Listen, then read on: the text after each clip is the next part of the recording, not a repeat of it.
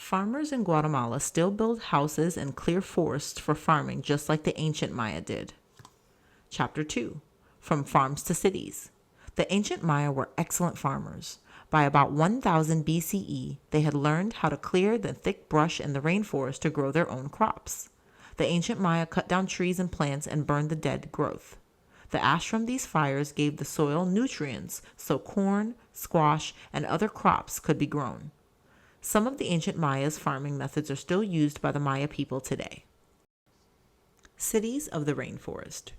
Where water was hard to find, the ancient Maya built reservoirs to store rainwater for drinking. They even found ways to make swamps useful for farming.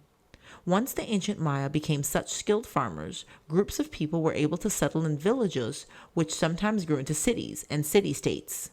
By about 300 BCE, the ancient Maya had formed nearly 50 cities in the lowlands of what is now Guatemala.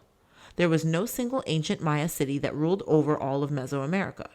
The ancient Maya in these different cities were connected by their beliefs in the same religion, myths, and calendar. They were also linked by trade along rivers and paved routes. This water-filled sinkhole is located near Valladolid, Mexico. The ancient Maya used sinkholes as well as reservoirs for drinking water. This is what one of the temples in Tikal looked like long ago. Today, all of the temples at Tikal have been restored. Tikal.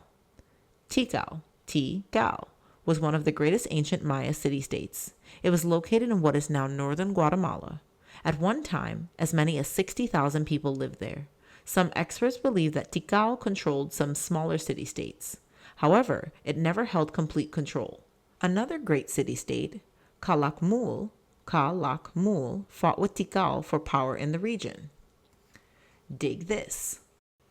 Hundreds of years after the ancient Maya left Tikal, people told stories of a great city in the jungle.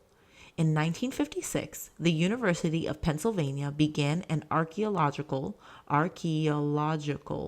dig in Tikal.